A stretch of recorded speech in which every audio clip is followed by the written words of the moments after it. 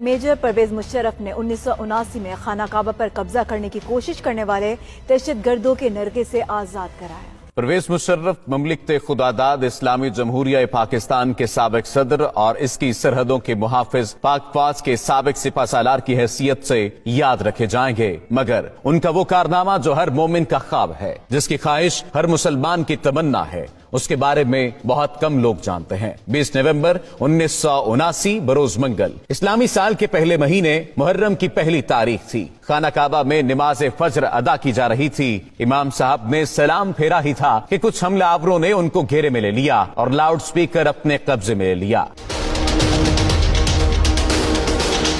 اس وقت حرم شریف میں ہزاروں نمازی موجود تھے۔ حرم شریف کے ان حملہ آوروں کا سرغنہ 27 سالہ محمد بن عبداللہ القحطانی تھا، جس نے 4 سال تک مکہ یونیورسٹی میں اسلامی قانون کی تعلیم حاصل کر رکھی تھی۔ اس نے لاؤڈ سپیکر پر اعلان کیا کہ وہ اس صدی کا امام مہدی ہے، میرے ہاتھ پر سب لوگ بیعت کریں۔ He told a certain person to stand up and called him to the microphone and he said, "O Muslims, this is your Mahdi.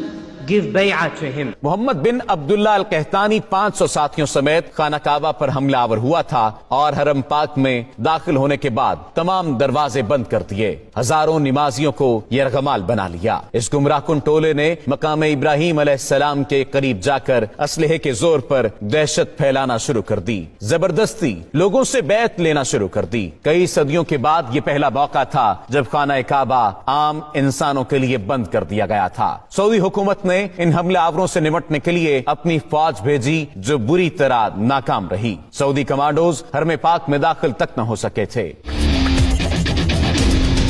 یہ خبر جنگل میں آگ کی طرح پوری دنیا میں پھیل گئی کہ خانہ کعبہ پر دہشت گردوں نے قبضہ کر لیا ہے۔ یہ سن کر مسلم امہ میں غم و غصے کی لہر دوڑ گئی۔ اس وقت خانہ کعبہ کو نقصان پہنچائے بغیر دہشت گردوں کا خاتمہ ممکن نہیں تھا، کیونکہ سعودی فوج ایسی مہارت نہیں رکھتی تھی۔ اس وقت سعودی حکومت کا فرانسیسی حکومت کے ساتھ دفاعی معاہدہ بھی تھا، لیکن فرانسیسی کمانڈوز غیر مسلم ہونے کی وجہ سے خانہ کعبہ میں داخل نہیں ہو سکتے تھے۔ تب سعودی فرمانروا شاہ خالد نے خانہ کعبہ کے دفاع کے لیے پاکستانی حکومت سے رابطہ کیا اور کہا کہ پاک فوج بیت اللہ کا دفاع کرے۔ اس وقت جنرل ضیاء کی حکومت تھی اور پاک فوج تو پہلے ہی بیت اللہ کے تحفظ کے لیے تیار بیٹھی تھی۔ SSG کے کمانڈوز پر مشتمل ایک خصوصی دستہ ترتیب دیا گیا اور اسے حرم پاک کی پاسبانی کے لیے سعودی عرب روانہ کیا گیا۔ SSG کے ان کمانڈوز کی قیادت ایک میجر کو سونپی گئی، اس کا نام میجر پرویز مشرف تھا۔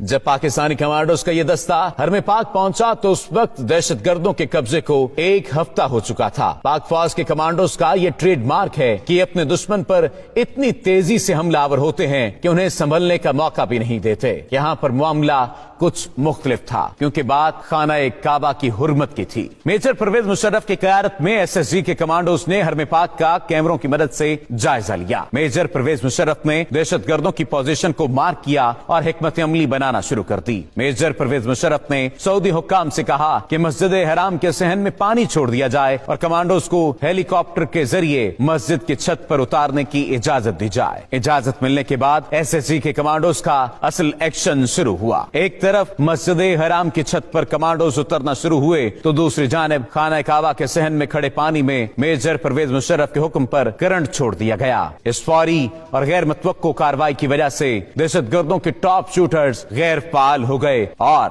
SSG کے کمانڈوز کے سنائپرز نے فضا سے ہی دہشت گردوں کو نشانہ بنانا شروع کر دیا۔ جو ہی SSG کمانڈوز کی پوزیشن مضبوط ہوئی، صحن میں چھوڑی گئی بجلی بند کر دی گئی اور کمانڈوز بجلی کی تیزی کی طرح دہشت گردوں پر جھپٹے، انہیں قابو کر لیا۔ زندہ بچ جانے والے حملہ آوروں کو گرفتار کر لیا گیا۔ دہشت گردوں کا سرغنہ محمد بن عبداللہ القحطانی اسی آپریشن کے دوران پاک فوج کے کمانڈوز کی گولیوں کا نشانہ بن گیا تھا۔ میجر پرویز مشرف کی ذہانت اور SSG کمانڈوز کی دلیری کی وجہ سے کم نقصان ہوا اور دہشت گردوں کے مذموم عزائم کو خاک میں ملا دیا گیا۔ یہ وہی میجر پرویز مشرف تھا جو بعد میں پاک فوج کا سپہ سالار بنا اور پاکستان کے صدر کا عہدہ بھی سنبھالا۔ اسی وجہ سے آج تک سعودی حکومت پرویز مشرف کی عزت و توقیر کرتی ہے اور ان کے لیے خانہ کعبہ کا دروازہ کھولا جاتا ہے۔ سعودی حکومت سمیت پوری مسلم امہ پرویز مشرف کی شجاعت اور بہادری کی